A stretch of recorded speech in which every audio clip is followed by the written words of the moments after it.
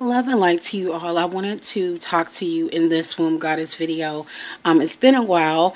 I have had a lot going on in my extended family. So I wanted to talk to you in this Womb Goddess video about Ovulation Alchemy, Post-Ovulation Sex, cycle. I want to talk about my intention that I set for the cycle, a report on that.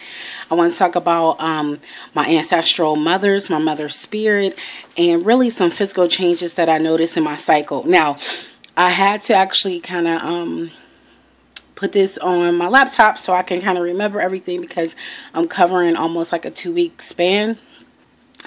So first I want to talk about like in the beginning of my cycle, because today, actually last night, is my new moon time. So I set a new intention for this cycle. So I want to just report out in terms of what I set my intention for last cycle. And it was, and I felt led to really deal with time and my feelings around time. So really throughout this cycle, I just kind of became aware, added that consciousness about time and how I was feeling about time. And I noticed that I had a lot of fear around time. And this fear was really about me projecting in the future in terms of, how is this going to look in the future, or going back to the past and thinking about, perhaps maybe I should have did something differently or said something differently, or, or just going back into recent current past, or, just rethinking things.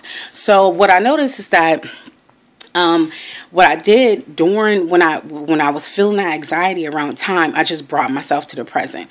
I told myself, I took some deep breaths and said, I am here, I am living in the now, I am present. And really it just brought me instant peace, and it just helped me just to release that fear around what I should have, would have, could have did, and also what I'm going to do in the future. So that's something that I set the intention for last cycle, and it made a big difference just bringing that awareness just around time and how I perceive it. Really more of a perception of that, and saying, I have all the time in the world. I'm going to get things done that I need to get done, what I desire to get done. So that's one thing in terms of my intention that I set for my womb intentions for last cycle. So a couple of things during my I've been talking to you guys about my sexual energy. You'll probably hear my baby in the background.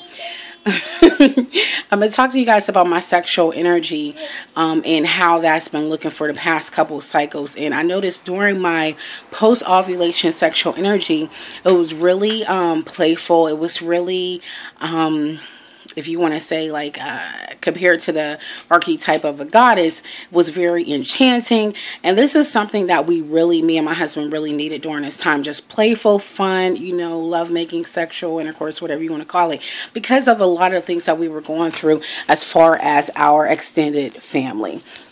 So, I noticed that really made a difference for us, just being playful and just having fun. I felt that sexual energy of just playfulness and having fun. So that's one of the things that I noticed in terms of my sexual energy for my post-ovulation time, leading up to my moon time, which I am on right now.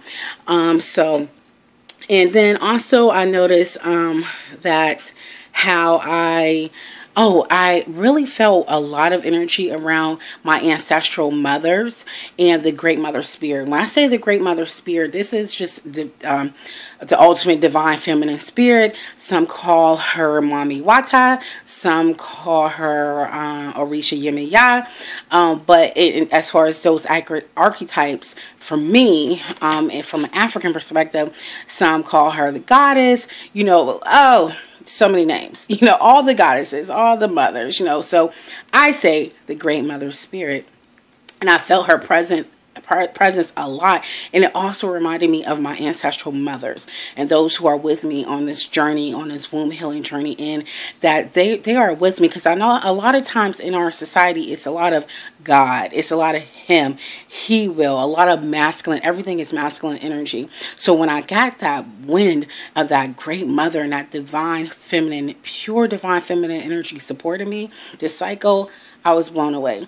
And it was also very fitting for me because of everything that's going on with my own mother and how my own grandmother was presenting for me. Even when I say her name, I get our totem, which is the dove. you know, just presenting for me, really supporting me as things were happening with my mother at this time. So, you know, that was a beautiful thing that occurred for me this cycle, and I count that as a miracle, you know. So I'm gonna take my time with this video, so you all, if you make it to the end, bless you, okay?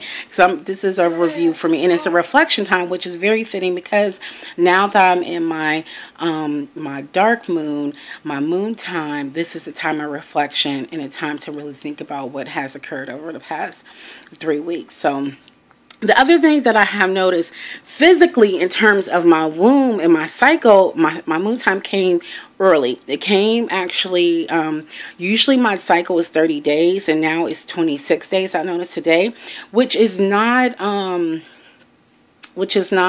you know, completely irregular and thrown off for me, because actually, for me, prior to giving birth to my daughter, my actual cycle when I was regular and I was, you know, we were trying to conceive her, praying to manifest her because I knew she was already there.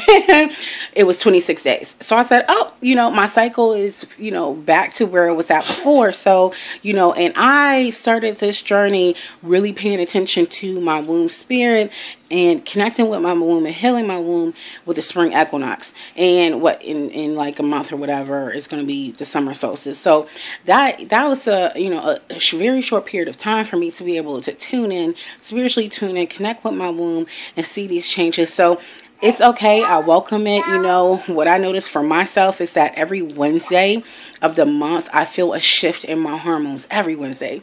So, you know, that's just what it is. So it's, you know, it's not surprising that I have this change in my cycle at all. So that's one thing I noticed, is physical change in terms of my, my moon time, my menses. So that's one thing right there. The other thing that I noticed as far as this cycle itself is, let's see. Like I told you guys, I took some notes, so bear with me. Oh, yes. Okay. Huge. Ovulation alchemy. That's what I'm calling it, right? I love that, alchemy. We say manifestation a lot, but alchemy to me is really taking those energies and working with those energies. So in terms of what I did as far as my ovulation alchemy, it was, I had ovulation energy, and I told you guys in my last video, I had a lot of that creative energy and I needed to use it because my brain was like, get pregnant, get pregnant. My hormones was like, get pregnant, create life, let's do it. So I was just like, oh, okay, you know, and we did take some precautions. Clearly I'm not pregnant. So, and we, you know, switched some things up. All right. But, that worked. But, I also had some burning sexual energy, ovulation sexual energy that was burning inside of my body. So it was actually the night that I ovulated. I had a decision, and I wanted, with everything, my fiber, my being, was to make love with my husband. But I also had this dying energy of healing myself and my relationship and some things from my childhood with my parents that I had been putting off. And if you know, from a while ago, from the beginning of my womb healing, I was actually doing, and I still am doing, a spiritual detox where I'm working with the elements, and I've been working with the fire, and now it's time for me to end this time with fire and go into the earth energy, which is a huge area for me to work with my physical body, things of that nature. So I was kind of like, it was a block, and I had to push and I had to push and I had to push to really get to this, because I didn't really want to deal with it, you know, parent stuff, and you know, but it was necessary, and you know, it was on my heart. It's necessary. How can I possibly work with the ancestors and not deal with my own parents? It is through them that my ancestry flow, and without them I wouldn't have my ancestors. So, you know, it was time to address that. So I took that burning energy actually, and I lit my light for most of my light, you know, even in my bedroom, because I have an altar in my bedroom, and I did that that spiritual and emotional work around my parents, you know. And as much as I wanted to turn over and be like, screw this, let's get it, oh, you know, already in my mind I was like, let's make a baby. But I said, you know what, I have this burning sexual energy, I have this burning energy, this spirit that's coming from my womb. How can I use it for my highest good? So I took that and I burnt my way all night long in doing that healing work around my parents. So that is ovulation alchemy. I am very impressed with it. I was just like, how is this going to look? But I made that conscious choice, and I did some healing. You know, the next morning we got up and got it though. So yeah, I just wanted to share that with you. And that's really about it, that in terms of the cycle and what I've been experiencing. Like I said, right now, this is my new moon, my new cycle. I'm really excited about it. And all things are pointing to me taking care of my physical body, my earth body, my physical environment, and really connecting with the earth energy is great. We're about to go into, you know, summer solstice is coming around. So it's all, you know, my ancestors are like, listen, you got to take care of your body, you know, so you can be able to support yourself, your family, all my spiritual work, my regular, you know, my social work. So that's my intention.